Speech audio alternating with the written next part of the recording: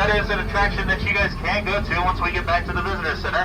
And inside you can see the NASA 905. And of course the space shuttle that the plaza was named after, the Space Shuttle Independence. Now while the NASA 905 is a real airplane, the one that we use to transport our shuttles across the country as a matter of fact, the space shuttle itself is not real. It is just a training mock-up that was used to prepare our astronauts before their ride on the real deal.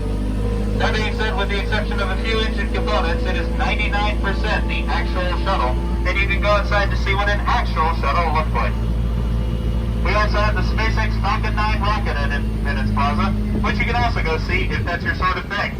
And honestly, I'd highly recommend it because the Falcon 9 rocket is pretty cool, being the first rocket in human history that we are capable of retrieving and reusing.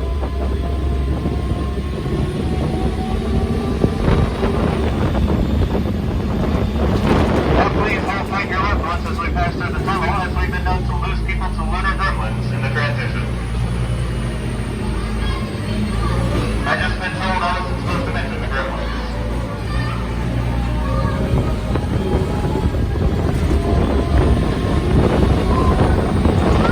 On a time like we had some sightings, but luckily no one got dragged off. So please allow me to formally welcome you to Johnson Space Center, the home of human spaceflight for over 50 years and home of NASA Mission Control, as well as several cows. If you guys look to the left, you'll see several long-born cattle grazing in the pasture, which is home of NASA's famous Longhorn Project. No, that is not where we teach cows to jump over the moon. That would be utterly ridiculous. As a matter of fact, the Longhorn Project teaches thousands of students and volunteers from the future farmers of America important lessons in agriculture. This is done by having them come out and raise the cattle themselves. As an added benefit to them, any money raised at auction of the cattle that they took care of goes straight to their pockets. They can also donate it to whatever charity organization of their choice. But if you're 13 and someone hands you a check for a couple $1,000, I imagine you're going to keep that. Up to the right, you'll also see a large mural of a Saturn V rocket. And while the mural is pretty cool on its own, it does pay me to say it's not entirely accurate, as it's just a few feet shy of the actual length of the rocket.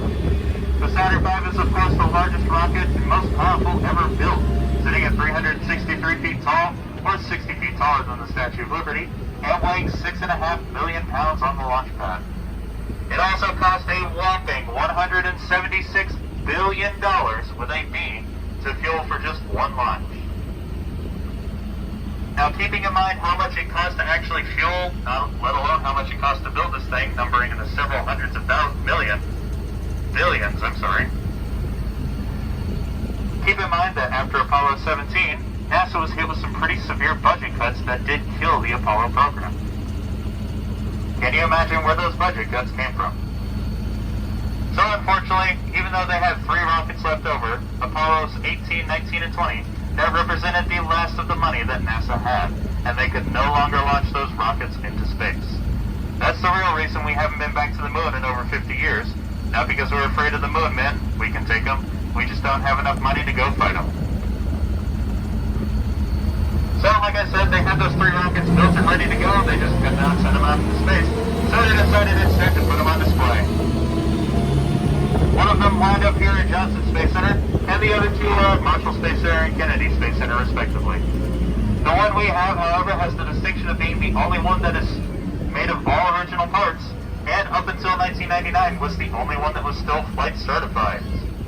I say up until because unfortunately NASA doesn't know how to take care of their toys. And from 1977 to 1999, this rocket was just sitting in the middle of an open field, completely exposed to the elements. This was about as good an idea as you could possibly imagine, and it wasn't until 99 that someone looked out their window and saw the rocket was falling apart. In a panic, they had the warehouse built around it to try and save it, but by then most of the damage had been done. Testing 1, 2, there we go. And many of its electronic components had been destroyed due to erosion.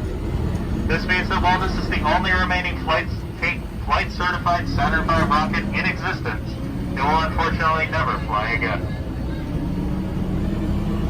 There are also a number of families of animals living in the rocket at the time, and folks, let me tell you, getting rid of those raccoons is just about the hardest thing NASA has ever done.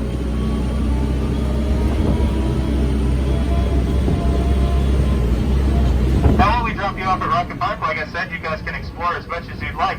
And whenever you're ready, go to the awning and a tram will be there to pick you up and bring you back to the visitor center. We just have two small rules. Number one, please do not cross the street to look at the girls. I know it's tempting, but they're quite shy, and they've been known to stampede, especially on the opera.